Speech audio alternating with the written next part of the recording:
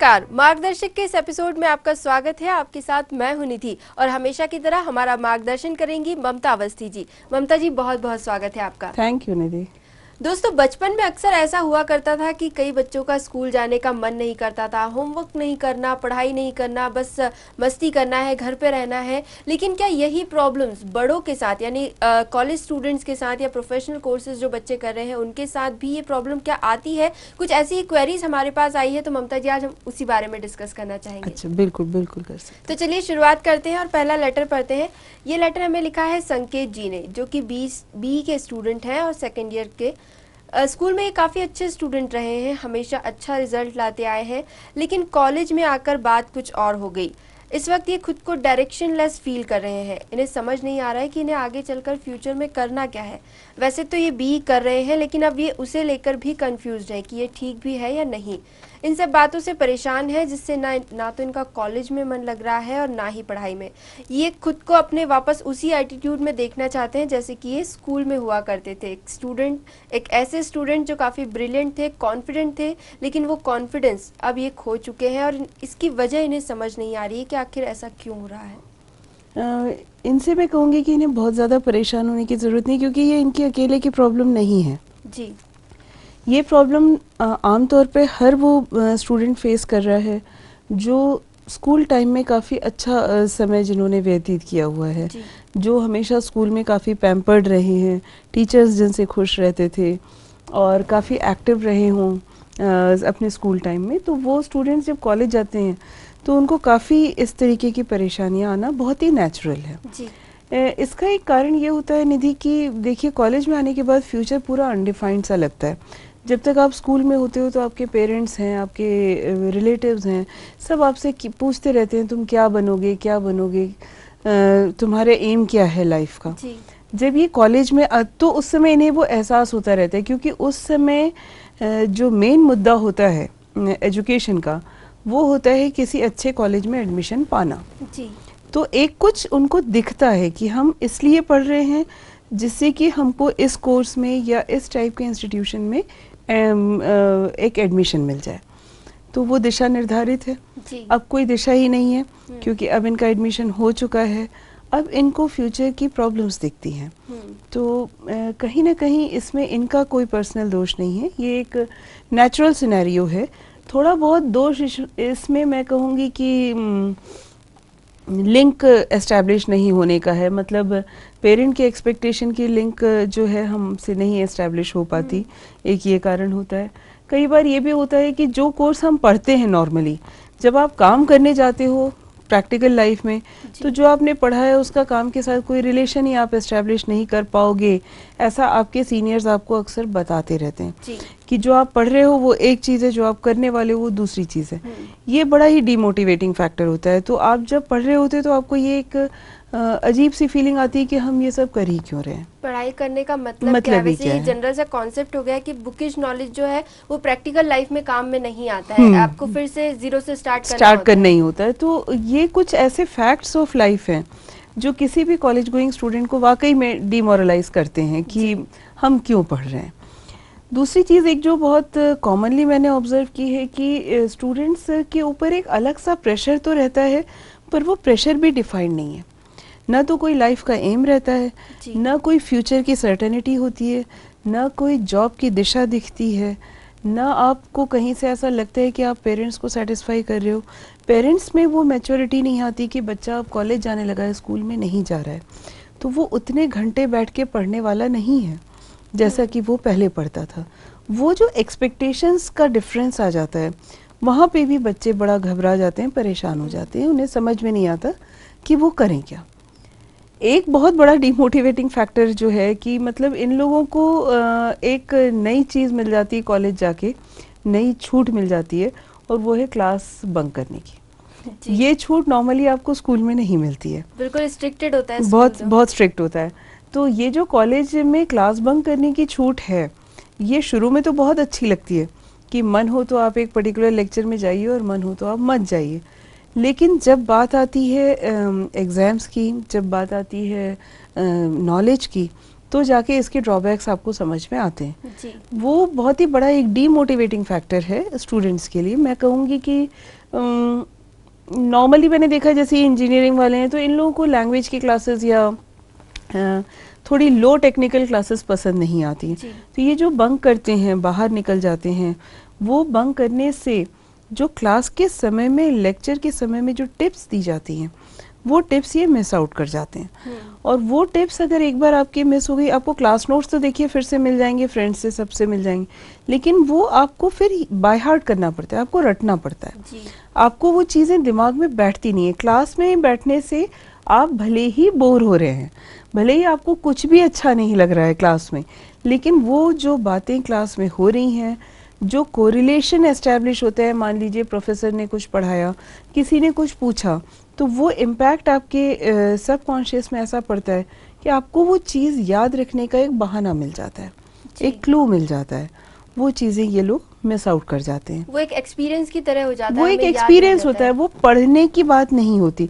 तो मेरा ये कहना है कि किसी भी क्लास को इस वजह से मत मिस करिए कि आप उस पर्टिकुलर सब्जेक्ट को बहुत ईजी पा रहे हैं या बहुत डिफिकल्ट पा रहे हैं। खासकर लैंग्वेज और ईवीएस और ये कुछ ऐसे सब्जेक्ट्स हैं जो बच्चे मिस करते हैं, जो मेरे ख्याल से नहीं करना चाहिए। आप थोड़ा सा अपना एटीट्यूड चेंज करिए, देखिए आपको फर्क मिलेगा जी। तो ये तो मेन निधि, मेरे ख्याल से ये मेन फैक्टर्स हैं जो आजकल कॉलेज गोइंग स्टूडेंट्स को थोड़ा सा डिमोटिवेट करते हैं। तो ये प्रॉब्लम्स और लोगों की भी हैं या सिर्फ इन्हीं की? नहीं, लेटर्स तो काफ़ी सारे हैं, लेकिन जो इससे रिलेटेड है मैं पहले वो आपसे कंसल्ट करना चाहूँगी। नेक्स्ट जो लेटर हमें लिखा है वो है अर्चना जी का। अर्चना जी बेसिकली विलेज एरिया को बिलोंग करती हैं। इनका एक बेटा है आशीष, और सबसे खुशी की बात यह है कि आशीष इनकी फैमिली के ऐसे पहले व्यक्ति हैं जिन्हें हायर स्टडीज़ का मौका मिला है, क्योंकि इनके गांव में इस तरह का कोई रिवाज तो है नहीं। अच्छा, बहुत बधाई हो फिर इन्हें जी। और शहर आकर आशीष ने बहुत ही खुशी और एक्साइटमेंट के साथ एक प्रोफेशनल कोर्स में एडमिशन लिया और पढ़ाई भी शुरू की। लेकिन कॉलेज शुरू होने के 3 महीने बाद ही आशीष का मन कॉलेज से हटने लगा, उनका कोर्स में इंटरेस्ट भी कम हो गया है। वैसे आशीष काफ़ी ब्रिलियंट स्टूडेंट रहे हैं, लेकिन उनका जो एक वीक पॉइंट है वो है लैंग्वेज स्किल, क्योंकि ये विलेज एरिया को बिलोंग करते हैं तो इतने ज़्यादा अवेयर नहीं है यहाँ के जो क्राइटेरिया चला आ रहा है लैंग्वेज का, उससे तो ये लैंग्वेज स्किल उनका एक वीक पॉइंट है। लेकिन इसी बात को लेकर इन्हें कॉलेज में भी कुछ अनईजी सिचुएशंस फेस करना पड़ी है, और अब आशीष कॉलेज जाना ही नहीं चाहते, लेकिन फैमिली इंटरेस्ट और प्रेशर के चलते इन्हें मजबूरन पढ़ाई करना पड़ रही है। कोर्स को जस्ट जैसे काटने की जो एक बात होती है, हम टाल रहे हैं पढ़ाई को, उस तरह का एटीट्यूड हो गया है। तो अर्चना जी आशीष के इस बिहेवियर से काफ़ी परेशान है, इन्हें समझ नहीं आ रहा है कि क्या स्टेप्स लें। हाँ, ये है तो परेशानी की बात, इनकी सारी खुशियों पे एक तरीके से पानी फिर गया होगा, लेकिन इतना भी घबराने की बात नहीं है। हमें कभी कभी सिचुएशन को समझना चाहिए। देखिए, आशीष को मैं एक सजेशन सबसे पहले ये दूंगी कि आप टॉप पे रहने की कोशिश मत करिए। होता ये है कि जब आप स्कूल में होते हैं तो आप हमेशा, अगर बहुत अच्छे स्टूडेंट हैं तो आपको एक आदत सी हो जाती है टॉप करने की। हमने हमेशा अपने क्लास में अगर टॉप किया है तो वो मेरे ख्याल से साइकोलॉजिकली कोई बहुत अप्रिशिएबल स्टेटस नहीं है। आप कोशिश करिए कि आपकी जो स्कोर है वो ऐसा बना रहे कि आपको आगे जाके कोई भी कॉम्पिटिटिव एग्ज़ाम और अगर देनी पड़े या कोई जॉब ज्वाइन करनी पड़े तो आप टॉप के लोगों में हो, क्रीम लॉट में रहें। लेकिन आप हमेशा ये अगर कोशिश करेंगे कि आपको क्लास में टॉप करना है किसी भी तरीके से, तो शायद वो आपको काफ़ी नुकसान पहुंचाएगी। ये भावना आप अपने आप से दूर करिए। जैसा कि इन्होंने मुझे बताया कि आशीष की मेन प्रॉब्लम लैंग्वेज है, तो लैंग्वेज की प्रॉब्लम सिर्फ आशीष की नहीं है। मैं इनको बताना चाहूँगी कि बहुत सारे स्टूडेंट्स जो कि किसी भी मीडियम से निकले हों, आजकल कुछ सिनेरियो ऐसा चल रहा है कि वो लैंग्वेज को या तो एज अ सब्जेक्ट पढ़ते हैं और या फिर बिल्कुल वैल्यू नहीं देते हैं। ये दो एकदम एक्सट्रीम सिचुएशन में चल रहे हैं स्टूडेंट्स। तो क्योंकि जब वो क्लास में होते हैं, जब वो लैंग्वेज पढ़ते हैं एज अ सब्जेक्ट, तब तो वो बाउंड हैं, वो उसी भाषा को पढ़ते हैं, उसको बोलते नहीं हैं। बोलते वो स्लैंग्स यूज करके हैं, जी। तरह तरह के स्लैंग्स, तरह तरह की चिढ़ाने के लिए उल्टे सीधे शब्दों का यूज करना, कुछ कुछ छोटे छोटे छोटे छोटे कोटेशंस रट लेते हैं ये लोग, उसको कहाँ किसको डालना है वो रिलेट नहीं कर पाते। मैं सबकी बात नहीं कर रही हूँ, लेकिन मैक्सिमम स्टूडेंट्स की बात कर रही हूँ। तो ये भी एक कारण है कि जिस वजह से जो टीचर्स जिस लैंग्वेज को एक्सपेक्ट कर रहे हैं वो लैंग्वेज बेसिकली बच्चे रिप्रोड्यूस नहीं कर पाते, खासकर टेक्निकल फील्ड में मैं बताऊंगी। जैसे मैंने खुद ही देखा है कि कई सारे बच्चे जो लैंग्वेज में बहुत अच्छा स्कोर कर लेते हैं, जब वो साइंस की स्ट्रीम्स में आते हैं तो उन्हें क्वेश्चन क्या पूछा गया है, क्वेश्चन की डिमांड क्या है, यही पकड़ में नहीं आता क्वेश्चन पढ़ के। मान लीजिए उनका मीडियम इंग्लिश ही है और इंग्लिश लैंग्वेज में उनका स्कोर 94 95 भी चल रहा है अगर, तो भी टेक्निकली जो क्वेश्चन इंग्लिश का में लिखा हुआ क्वेश्चन अगर किसी टेक्निकल सब्जेक्ट में पूछा गया है, मान लीजिए फिजिक्स में पूछा गया, मान लीजिए इलेक्ट्रॉनिक्स में पूछा गया, तो वो उसका जवाब सही तरीके से नहीं दे पा रहे हैं। कारण ये है कि जो लिटरेचर की इंग्लिश वो पढ़ रहे हैं वो एक अलग तरीके का लैंग्वेज है, और जो इस टेक्निकल सब्जेक्ट की डिमांड है उसमें लैंग्वेज के स्किल्स कुछ और हैं जी। बच्चे रिलेट नहीं कर पा रहे हैं इस चीज़ को। यहाँ पे मैं अपील करूँगी कि जो लोग सब्जेक्ट फ्रेम करते हैं वो इन बातों का थोड़ा सा ध्यान रखें, क्योंकि ये लैंग्वेज स्किल्स जो है रटने से डेवलप नहीं होती है। मेरा ऐसा कहना है कि किसी बच्चे का बैकग्राउंड अगर हिंदी का है तो वो हिंदी का बैकग्राउंड उसके दिमाग पे हावी रहता है।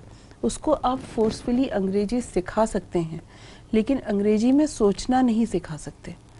कोई भी लैंग्वेज में तब कोई भी व्यक्ति सक्सीड करता है जब उस भाषा में वो सोचता है जी। आप जिस भाषा में सोचते हो आप उस भाषा में समझते भी ज़्यादा अच्छा हो। तो ये स्किल डेवलप करते समय इंस्टीट्यूशंस को, टीचर्स को इस बात का ध्यान रखना चाहिए जी। वैसे काफी कॉन्ट्रडिक्टरी सिचुएशन है ये, क्योंकि बचपन से जिस लैंग्वेज में हम पढ़ते आए हैं फिर कॉलेज में आकर अचानक से वो चेंज होती है, तो इस तरह की प्रॉब्लम आना स्वाभाविक है। और अक्सर मैंने ये चीज देखी है कि स्कूल तक आपको मीडियम की काफी छूट होती है, कॉलेज में आपको वो छूट जो है वो बड़ी सुपरफिशियल सी होती है। कह तो दिया जाता है कि आप कोई भी माध्यम से दे सकते हैं, लेकिन पढ़ाया सिर्फ एक माध्यम से जाता है, तो बच्चा नेचुरली कंफ्यूज हो जाता है। वैसे इससे जो एक चीज़ मुझे स्ट्राइक कर रही है वो ये होती है कि जैसे बच्चे जब क्लास अटेंड करते हैं, जब उन्हें समझाया जाता है, तो वो जनरली हम हिंदी इंग्लिश मिक्स करके प्रोफेसर्स पढ़ा देते हैं, उस वक्त तो वो चीज़ समझ में आ जाती है। लेकिन जब एग्जाम में परफॉर्म करने की बात होती है तब वहाँ पर आपको पर्टिकुलरली लैंग्वेज चूज करके और उसी में पूरा लिखना होता है, तो वहाँ पे फिर थोड़ी सी प्रॉब्लम मेरे ख्याल से, क्योंकि आपने अपने समझाने में तो ये लिबर्टी ले ली कि आप हिंदी और इंग्लिश और सभी चीज़ों का यूज करें, लेकिन जब बच्चा उत्तर लिख रहा है तो आपने उसको एक माध्यम से बांध दिया है, तो नेचुरली बच्चा अनकंफर्टेबल फील करता है।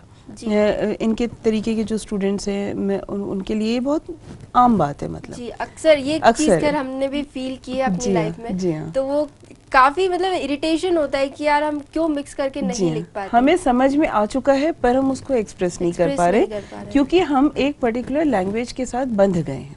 हमने जो लिखा आगे कॉपी में, आंसर शीट में, मीडियम इंग्लिश या मीडियम हिंदी, उसके बाद हम बंध चुके हैं और हमें उसी लैंग्वेज में लिखना है। ये तकलीफ की बात है। दूसरी चीज़ जो आजकल नॉर्मल स्टूडेंट्स में मैं ऑब्जर्व कर रही हूँ वो निधि ये है कि इन लोगों की नोट टेकिंग स्किल्स काफ़ी कम हो चुकी है। हम जब पढ़ा करते थे तो हम लोग नोट्स अलग तरीके से लेते थे।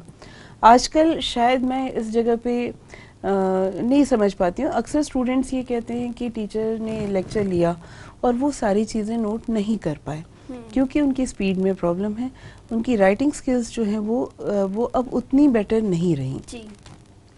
इसका दोष किसको दिया जाए?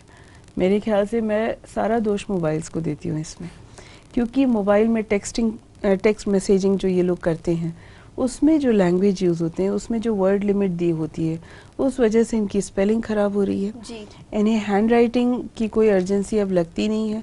मैक्सिमम काम इनका कंप्यूटर पे या मोबाइल पे होता है, तो हैंड राइटिंग्स बहुत ख़राब होने लगी है नॉर्मली बच्चों की। स्पेलिंग मिस्टेक्स अभी हम डिस्कस कर चुके हैं। अब जब ये टेक्स्ट मैसेजेस भेजते हैं तो वो सिंबॉलिक होते हैं ज़्यादातर, इमोटिकॉन्स वगैरह यूज़ करके ये लोग उसको शॉर्ट में भेजते हैं, तो सेंटेंस मेकिंग स्किल्स भी इनकी काफ़ी ख़राब हो चुकी हैं। तो ओवरऑल अगर देखा जाए हम सिर्फ टीचर्स को ब्लेम नहीं कर सकते हैं, क्योंकि ये स्टूडेंट्स जब आंसर को प्लेस करते हैं, जब अगर मान लीजिए राइट वे में नहीं लिखते हैं, तो आगे जाके इन्हीं का नुकसान होता है। तो कहीं ना कहीं ये हर स्टूडेंट को मेरे ख्याल से इन बातों का ध्यान ज़रूरी है, रखना चाहिए। तो जो टेक्नोलॉजी वैसे हम जिसे अच्छा मान रहे हैं, वो कहीं ना कहीं हमें इस तरह की लैंग्वेज टाइप की स्किल्स जो है उनमें हमें पीछे खींचती जा रही है, क्योंकि वो आपको बहुत ही कन्वीनियंट और शॉर्ट तरीके देते जा रहे हैं हर चीज़ का। लेकिन ये चीज़ एग्जाम में कारगर नहीं होती है।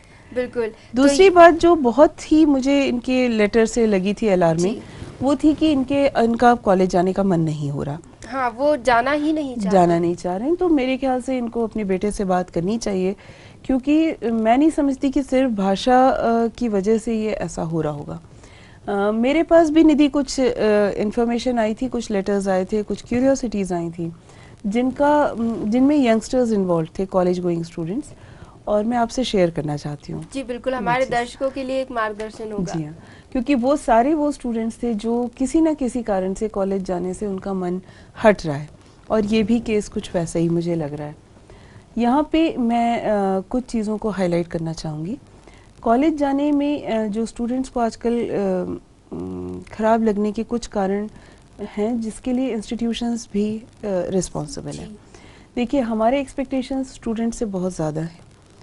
हम लोग हमेशा यंगस्टर से ये एक्सपेक्ट करते हैं कि वो वेल बिहेव करें और वो रिस्पेक्ट दें बड़ों को, लेकिन हमने कभी ये नहीं सोचा कि क्या हम ऐसे एक्ट्स कर रहे हैं, क्या हमारी गतिविधियां ऐसी हैं जो हम स्टूडेंट्स का या कॉलेज गोइंग स्टूडेंट्स के नज़र में अपनी एक इज़्ज़त बना सकें।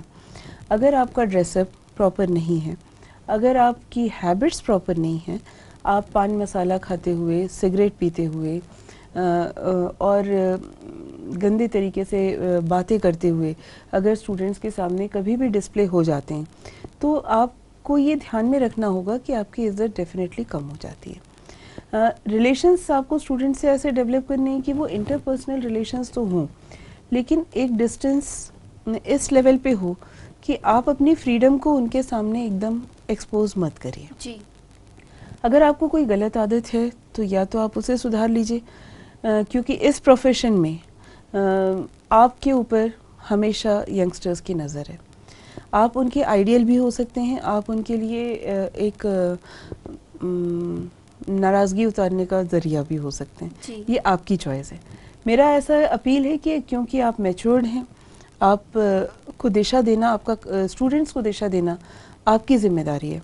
इसलिए पहली चीज़ तो आप ऐसी हैबिट्स ही मत रखिए जिस वजह से कि आपकी इज़्ज़त ना करें स्टूडेंट्स। और दूसरी चीज़, अगर आप में कभी ऐसी हैबिट्स हैं तो आप कोशिश करिए कि आप उस समय पे इंटरेक्ट मत करिए स्टूडेंट से जब आप एक पर्टिकुलर एक्ट कर रहे हैं।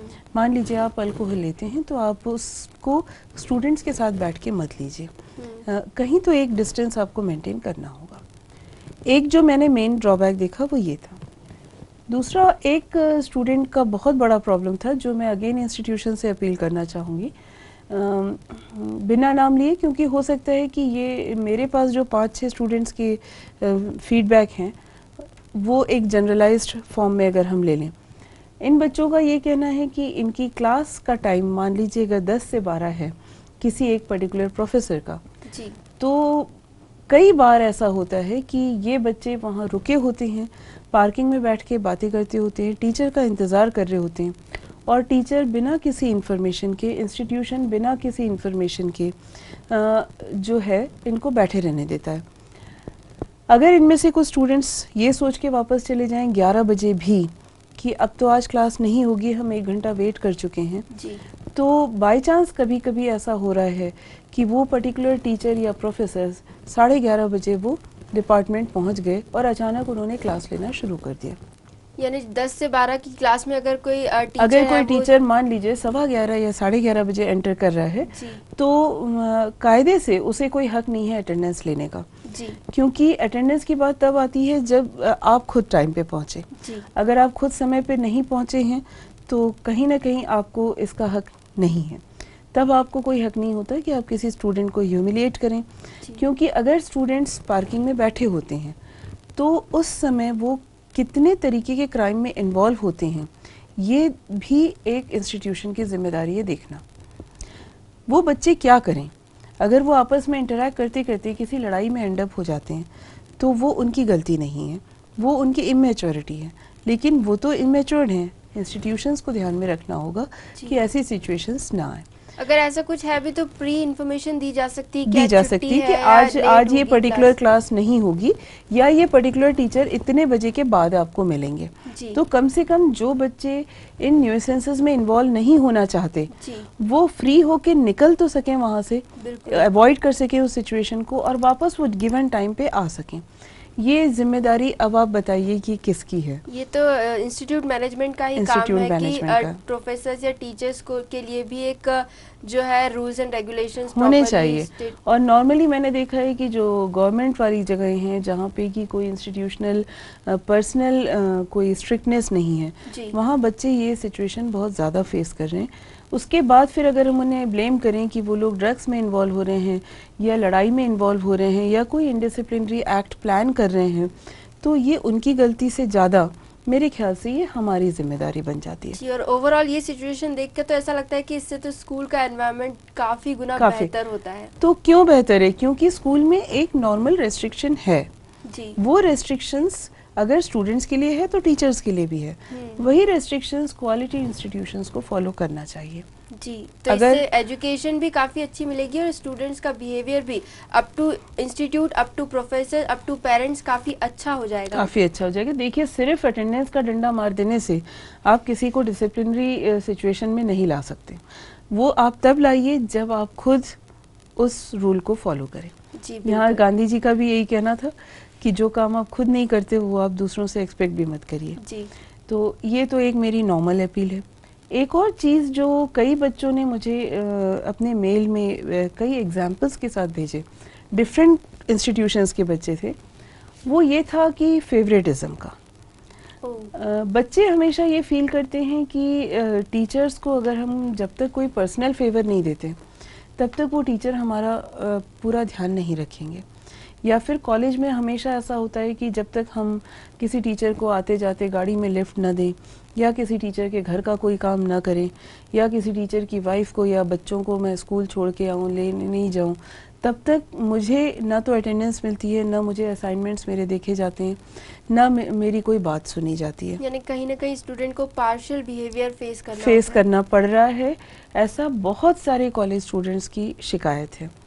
तो यहाँ पे भी मैं इंस्टीट्यूशंस का ध्यान आकर्षित करना चाहूँगी अपने सिटी केबल के माध्यम से कि ये सिचुएशन हैंडल करना इंस्टीट्यूशन की जिम्मेदारी है। वो लोग भरसक क्योंकि टीचर्स या प्रोफेसर्स उनके एम्प्लॉयज़ हैं तो वो उनके लिए भी एक नॉर्म एस्टैब्लिश कर सकते हैं। कहीं ना कहीं इंस्टीट्यूशन अगर चाहे तो वो अपने युवाओं की शक्ति को सही दिशा पूरी तरह दे सकते हैं और उसका उपयोग भी कर सकते हैं जी। ये जो एक्ट्स हैं, ये एक्ट्स बच्चों को डीमोटिवेट करते हैं। हम भूल जाते हैं कि कॉलेज में जाने वाला भी एक स्टूडेंट है, वो कोई मैच्योर्ड प्रोफेशनल नहीं है। उसको दिशा देना भी हमारा ही काम है जी। तो ये भी प्रॉब्लम चलिए एक सॉल्व हो गई। एक छोटी सी प्रॉब्लम और हमारे पास आई है जिसे डिस्कस करना बहुत ज़रूरी लगता है मुझे। ये लेटर हमें लिखा है प्रदीप जी ने। कुछ समय पहले ही इन्होंने क्रिएटिव फील्ड का एक कोर्स ज्वाइन किया था जिसमें काफ़ी लाइट स्टडी कोर्स है ये, और पढ़ाई कम है, सिर्फ कंप्यूटर प्रैक्टिकल्स ही ज़्यादा होते हैं, तो इसके चलते इनके पास काफ़ी फ्री टाइम होता है। वैसे ये हॉस्टल में रह रहे हैं तो जैसा कि जनरली देखने में आता है हॉस्टल की लाइफ ही अलग होती है। वहाँ पर अक्सर पार्टीज, मौज मस्ती, घूमना फिरना यही चलता रहता है। वैसे शुरुआत में इन्हें ये सब काफ़ी अच्छा लगता था, लेकिन अब ये इन्हीं चीज़ों से परेशान हो रहे हैं, वो भी इस हद तक कि अब इन्हें मेडिकल ट्रीटमेंट की ज़रूरत पड़ने लगी है। और डॉक्टर्स का कहना है कि ये डिप्रेशन का शिकार है। वैसे दवाइयाँ तो चल रही है, लेकिन पर्सनल लेवल पर इन्हें क्या करना चाहिए ये इस बारे में जानना चाहिए। ये भी एक प्रॉब्लम है। देखिए, हॉस्टल में रहने वाले स्टूडेंट्स को जल्दी डिप्रेशन आता है क्योंकि उनके पास कोई अल्टीमेट बड़ा नहीं होता है। मैं कह रही हूँ कॉलेज गोइंग स्टूडेंट्स में ये प्रॉब्लम नॉर्मली ज़्यादा आती है और हॉस्टलर्स में बहुत ज़्यादा आती है। जी बिल्कुल, क्योंकि इनका जो सर्कल है वो इन्हीं के एज ग्रुप का सर्कल होता है। ये ना तो बड़ों में शामिल होते हैं ना बच्चों में शामिल हैं। इनकी मैच्योरिटी लेवल सिमिलर है। तो अगर इन्हें कोई प्रॉब्लम आती है तो इन्हें कोई मैच्योर्ड बैकग्राउंड नहीं है, कोई गाइडेंस ही नहीं है उस वक्त उनके। जी हाँ, तो ये आपस में ही बात करते हैं। उस बात का हमेशा 90% केसेस में जो सोल्यूशन निकलता है वो इनको नुकसान ही पहुंचाता है जी। तो इस वजह से इनमें एक फ्रस्ट्रेशन आ जाता है, अकेलापन फील करते हैं, कहाँ जाए, किससे बात करें जो सही दिशा मिले। ये इनकी एक बहुत बड़ी प्रॉब्लम है आज के समय में, क्योंकि कॉलेज वाले इरा में फ्रेंडशिप जो है वो ज़्यादातर फ्रेंडशिप जो है वो अच्छे समय वाली फ्रेंडशिप है। बुरे में साथ देने वाले फ्रेंड्स बड़े कम से मिलते हैं, जिनको मिल गए हैं वो बड़े लकी हैं जी। तो बल्कि जबकि स्कूल टाइम में ऐसा नहीं होता है, ये कॉलेज में क्योंकि सबको अपने आगे के करियर की एक चिंता होती है। पार्टीज़ भी मेरे ख्याल से इसलिए होती हैं क्योंकि स्टूडेंट्स ज़्यादातर फ्री होते हैं। देखिए स्कूल टाइम में जो हैं बच्चे कोचिंग जाते हैं, आजकल पेरेंट्स ने एक ट्रेंड बना दिया। मैं इसी वजह से इस दिशा में हमेशा ही गाइडेंस देती आई हूँ कि बजाय दूसरों के ऊपर अपने बच्चे छोड़ने के, आप कोशिश करिए कि आप खुद अपने बच्चों के साथ समय बिताएं। ये बच्चे जो normally 8th class 9th class से कोचिंग में भेज दिए जाते हैं, ये कोचिंग वाले टीचर्स के ज़्यादा निकट होते चले जाते हैं, अपने घर वालों से दूर होते जाते हैं। ये दूरी कॉलेज में जाके एकदम से ख़त्म हो जाती है क्योंकि उस समय कोचिंग अवेलेबल नहीं है, आपको खुद ही पढ़ना है। तो वो जो आपका टाइम, सालों से शाम का टाइम आपका एक बिज़ी था, एक सेफ जगह पे आप जा रहे थे नॉलेज लेवल बढ़ाने के ही नाम पे सही, वो अब आपका फ्री हो चुका है टाइम, आपके ऊपर कोई बंदिश नहीं है। कोचिंग्स अगर कॉलेज लेवल पे अवेलेबल हैं भी तो वो पीरियोडिक हैं, जिन और बहुत कम लोग उसको यूज़ करते हैं। मेनली तो स्कूल टाइम में ज़्यादा यूज़ किया है। ये जो फ्री टाइम मिलता है यंगस्टर्स को, इसको ये लोग इनिशियली पार्टीज़ में स्पेंड करते हैं, पर ये पार्टीज़ 99% केसेस में निधि एक न्यूसेंस की तरह एंड अप हो रही हैं क्योंकि इन पार्टीज़ में कोई हेल्दी गेम्स नहीं होते, कोई हेल्दी इंटरेक्शन नहीं होता, कोई दिशा नहीं है इन पार्टीज़ की, किसी बड़े का प्रेजेंस ये लोग नहीं रखते हैं, जिस वजह से मेनली अल्कोहल, ड्रग्स और सेक्स, ये तीन जो नए एक्साइटमेंट्स इनको इस एज के मिलते हैं ये उसको भरपूर यूज़ करना चाहते हैं और ये तीनों ही चीज़ें इनको जो है गर्त में ले जाती हैं आगे जाकर। तो ये फ्रस्ट्रेशन आना बिल्कुल नेचुरल है जी। ऐसी सिचुएशन में निधि मैं सारे यंगस्टर्स को एक मैसेज देना चाहूँगी अपनी तरफ से। देखिए सिस्टम को लेकर रोने से कोई फ़ायदा नहीं है, आपको अपना रास्ता खुद निकालना है। तो आप कोशिश करिए, जो टिप्स हम दे रहे हैं अगर आप वो फॉलो करेंगे तो शायद हम आपकी फ्यूचर को कुछ संवारने में हेल्प कर सकें जी। सबसे पहली टिप तो ये है कि आपके पास अगर एक्स्ट्रा टाइम है, जैसा कि लास्ट लेटर में इन्होंने बताया था, तो उस एक्स्ट्रा टाइम को आप अपने जूनियर्स या कमिंग जनरेशन्स में अपनी स्किल्स को बांटने में यूज़ करिए। अगर आपको पैसे की ज़रूरत नहीं है तो आप उसको फ्रीली दीजिए। मतलब मान लीजिए आप स्कूल टाइम में बैडमिंटन खेलने में बहुत अच्छे थे, कॉलेज आने के बाद आपका बंद हो गया, आप कोई भी क्लब ज्वाइन करके वहाँ पे एज ए इंस्ट्रक्टर ज्वाइन कर लीजिए। आप अगर म्यूज़िक में अच्छे थे तो म्यूज़िक सिखाइए, कोचिंग ले सकते हैं आप अपने से छोटे बच्चों की, या फिर आप किसी भी स्किल को इस तरीके से यूज़ करिए कि आप आने वाली जनरेशन्स के टच में, उससे आपके मन में एक खुशी बनी रहेगी, आप आने वाली जनरेशन्स की सोच के साथ रहेंगे, आपको डिप्रेशन कभी भी नहीं आएगा जी। दूसरी चीज़ है वेकेशंस को यूज़ करना। आपका जब सेमेस्टर ब्रेक हो रहा है या ईयर ब्रेक हो रहा है, उस ईयर ब्रेक को आप इंटर्नशिप करने में यूज़ करिए। आपको अपने कोर्स से रिलेटेड इंटर्नशिप मिलती है तो बहुत ही अच्छी बात है, आप लकी हैं। नहीं मिलती है तो जो मिले वो करिए, उससे आपका एक्सपीरियंस बढ़ता है। एक्सपीरियंस के साथ आपको एक्सपोजर मिलता है जिसमें आपका डिसाइसिव पावर बढ़ता है कि फ्यूचर में आप कौन सी जॉब लेने में आपका फ़ायदा है और कौन सी लेने में नहीं फ़ायदा है जी। ये दो चीज़ें आपको ज़रूरी में मेरे ख्याल से करनी चाहिए। तीसरी चीज़ जो मैं एक लास्ट सजेशन दे रही हूँ, apart from many other things, जो बहुत कुछ किया जा सकता है वैसे, लेकिन एक लास्ट है कि आप कम्युनिटी एक्टिविटीज़ में अपने आप को इन्वॉल्व करिए। फ्रस्ट्रेशन निकालने का बहुत अच्छा तरीका ये है और ये सोसाइटी वेलफेयर के लिए भी काफ़ी अच्छी बहुत अच्छा है। आप में भरपूर एनर्जी है, आप में भरपूर प्लानिंग स्किल्स हैं। आप अगर ज्वाइन हो जाएं कम्युनिटी एक्टिविटीज़ में, ओल्ड एज के पीपल के लिए कुछ करिए, सफाई अभियान चलाइए कम्युनिटी का, रिसाइकिल अभियान चलाइए कम्युनिटी का, बच्चों के लिए एक्टिविटीज़ प्लान करिए। आप देखिए आप भी खुश रहेंगे, हो सकता है इससे आपके फ्यूचर में अर्निंग भी होने लगे थोड़ी बहुत और आपको फ्रस्ट्रेशन भी नहीं होगा। जी बिल्कुल।